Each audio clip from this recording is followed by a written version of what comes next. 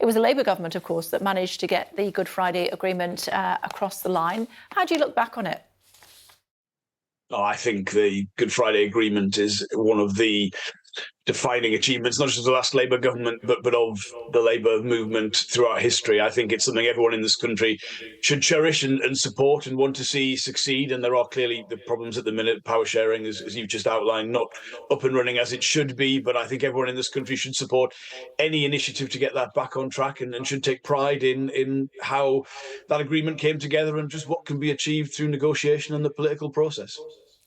Should it take a president from the United States to come over to try to get the power sharing assembly back up and running? Oh, look, all of us, I think, would want a situation where that ran smoothly. That is not what the history of Northern Ireland has been, and it is not the contemporary political situation.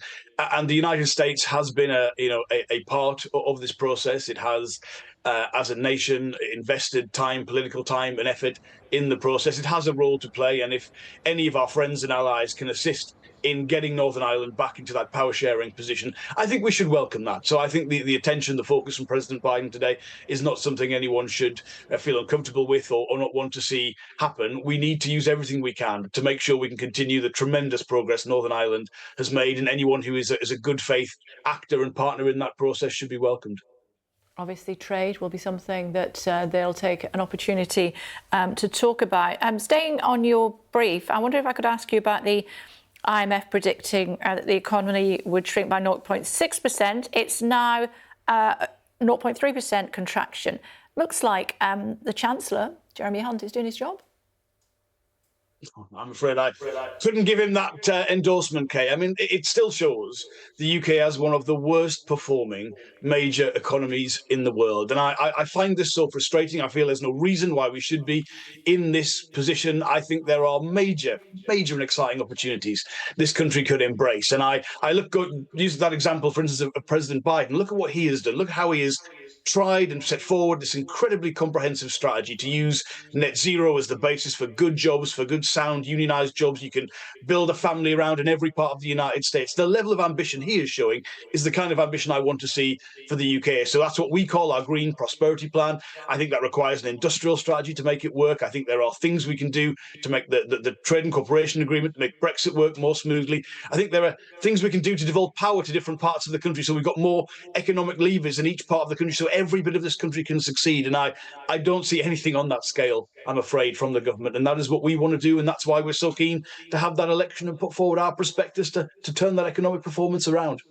Your leader's by the seaside today, I believe. Is it going to make him less nasty? Keir Starmer is not a nasty man by any measure, but he is someone who believes it's fair to hold the government to account.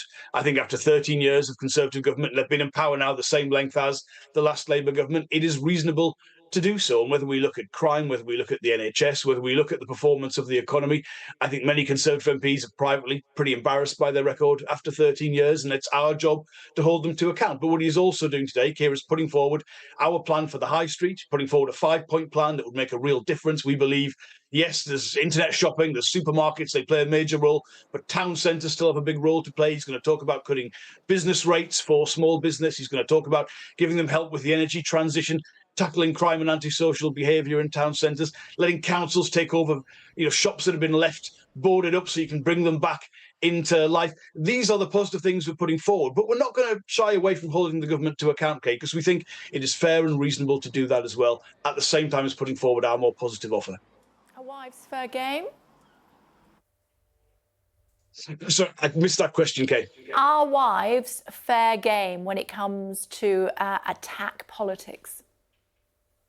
And this is not about attacking anybody's family, but I think you're making a reference to the non-dom regime, which is the regime available to the super rich, a different tax regime they can buy into. We've been absolutely clear we do not agree with this. We believe there is compelling research that's been published by the London School of Economics, amongst others, that shows when changes were made to this regime in the past, it didn't produce some sort of exodus of high net worth individuals who make a bigger contribution in terms of the taxes they pay. We want to use that revenue from amending that rule to expand the NHS workforce, something which I think is essential to fixing the problems in the NHS, but also, frankly, to address the workload on the NHS workforce, which is clearly extreme and a significant cause of their dissatisfaction and further people leaving the NHS workforce. And we think that is a compelling choice to make. So we're putting that forward, and it's not about attacking the Prime Minister personally in any way, but we think that is a legitimate thing to put forward as the kind of choice that we would make, which would be a much better one for the country overall.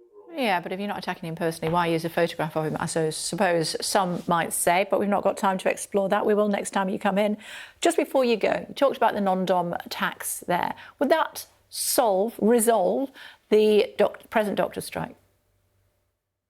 It will go some way to doing so. I wouldn't say in itself it will do everything that is required to bring this dispute to an end, but clearly I think what we are seeing from people who work at all levels in the NHS are reasonable concerns about the workload they're under, the burden of that, what the pandemic has meant, but actually the situation they were in before we went into that pandemic. And I think any long-term solution for the NHS, and also, by the way, to tackle the large numbers of people who can't get back to work at the minute in this country because they're waiting for NHS treatment, is to recognise that there's got to be a way to expand the number of doctors, nurses, midwives, community health workers. Our plan for that is to end that non-dom rule for the super rich, over £3 billion of revenue that we could use to do that. The Chancellor himself actually backed that when he was chair of a select committee, a little bit more reticent to do so now. But recognising the burden on NHS staff and the workforce, I think, is integral to resolving issues of industrial action in the NHS.